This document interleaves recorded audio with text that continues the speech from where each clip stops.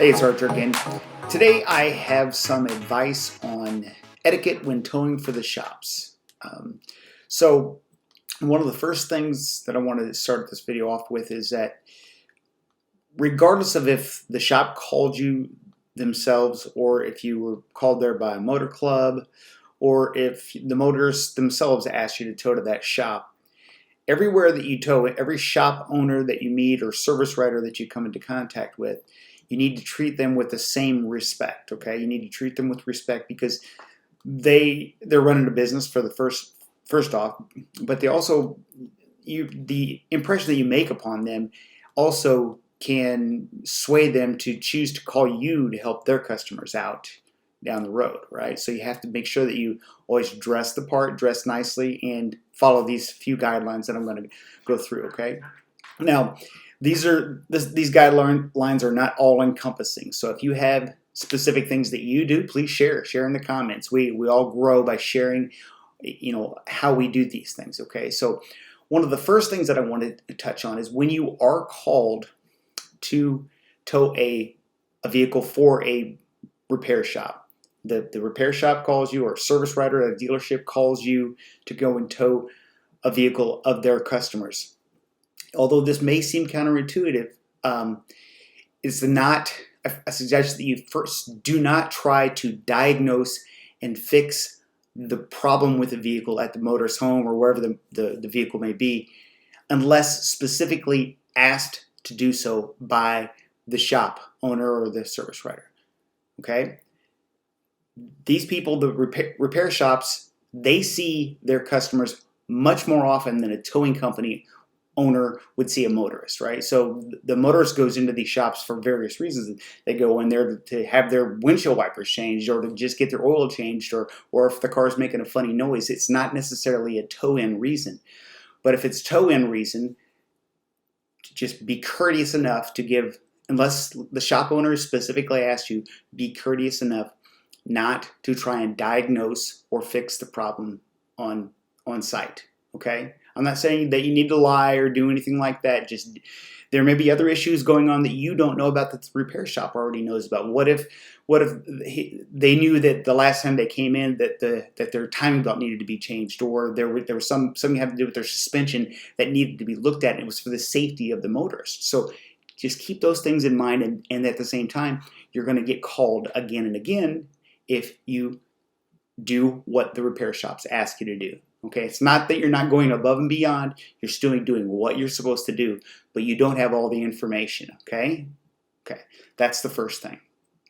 Secondly, regardless of if it's a tow-in from a motor club or whatever, when you're at the shop and you've got the car on the hook, and that's the other thing I'm going to suggest is make sure you keep it on the hook, and I'll explain that here in a minute, or keep it on your flatbed before you drop it.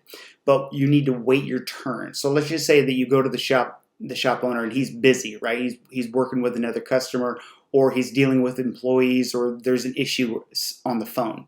You wait your turn behind the other customers and wait till the customers either clear out or the shop owner waves you over.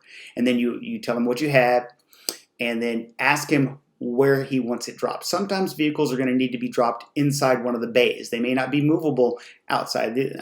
Granted, the mechanics know how to move these vehicles, but there may be some sort of issue that makes it prohibitive. Okay, so make sure you ask first. Ask, where do you want this vehicle dropped, and they may just say in a specific spot on the lot or just anywhere, and that happens a lot. They're in a hurry, and they may say bring it into the bay. So ask where they want it, and then when you have completed the drop, when you've put the vehicle down where it belongs, I suggest that you do not, unless the repair shop owner or the service writer has specifically told you to leave the keys in it because somebody's going to get in there real quick and drive it in, I would always hand the keys to whomever called you. Make sure you hand the keys to whomever called you and get a signature.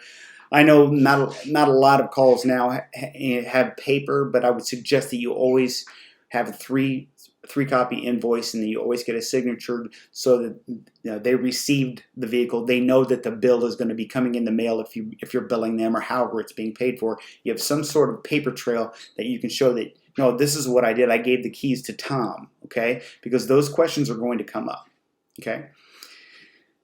let's see, is that all I wanted to say in this? Okay, no, that's about it for now, because I wanted to leave it open end, because I want you guys to, just give me your ideas. What do you do when you go to the repair shops or the dealerships? Is there anything different that you guys do now that you weren't doing before? Are you still being required to wear masks? Are you is there any special requirements that the shops are asking that you do?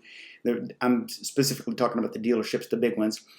And is there anything different that you do for them that you don't have to do or aren't required by the small mom and pop repair shop? So those kind of things, I just want you to just give me a little bit of insight into as to what you do now that makes your repair shops want to continue to call you back. And then at the same time, I want you to also tell me some problems. What are the challenges you have with dealing with the repair shops? Are they difficult to deal with? I mean, do they try to nickel and dime you and get you to go down on price? Is that the case? I know in some instances you see that, but in most cases, the repair shops want to pay for quality service. They want their customers to get quality service. They don't want some guy in a 1997 F-250 pulling up to the customer's house towing a $30,000 vehicle, right? They don't want that. They want to impress the customer.